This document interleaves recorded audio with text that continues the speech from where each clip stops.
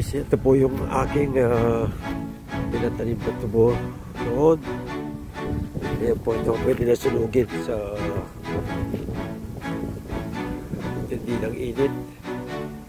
Ito po halos namatay na. Susuko ako ng isang puno, buhay pa yung ilalim. Pag umulan pwede pa, pero pag wala na, sorry na lang. Susubukan ko ito. Ibusap na po dito.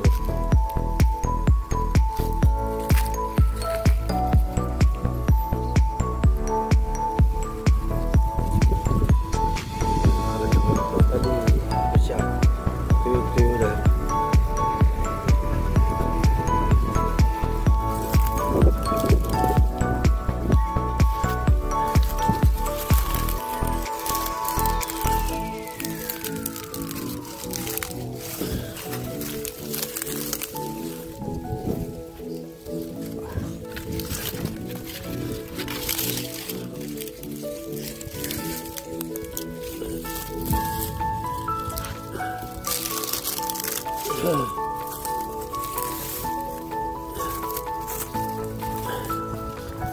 Subukan ko itong isa. Buhay pa siya sa ilalim. Pag-init ng lupa. Nagkawawa yung aking tubo. Kapag hindi umulan, talagang talo. Para tayo natalo sa sabong kahit di tayo nagsasabong.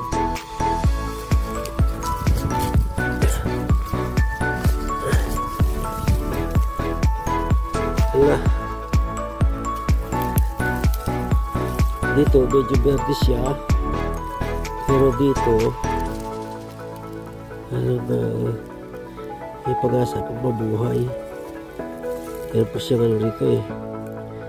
Kaya lang itong ilalim talagang tuyo na. Oh, yung mamasa-masa pa ng konti. Wag mawala ng pag-asa.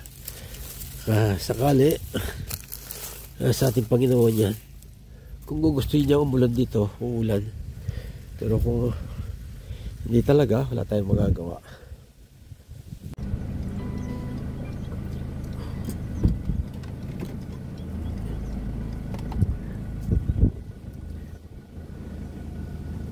Kung hindi talaga papala rin, kumbaga sa sugal, para tayong natalo sa sugal. Ito po, kumulang sa 200,000 ang nagastos ko dito. Kasi yung land preparation, may sandaan. Pagkatapos yung pagbili ng cuttings, yung sa equipment, traktora, yung pa sa mga nagtanim ng tubo.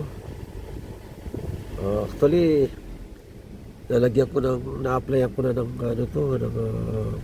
isang beses na abono. Yung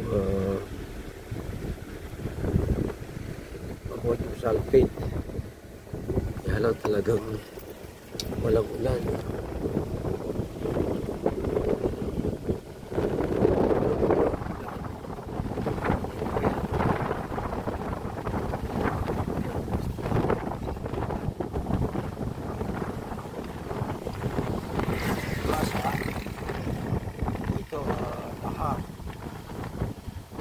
Dating kuha rito, tapos pinatapakan ko.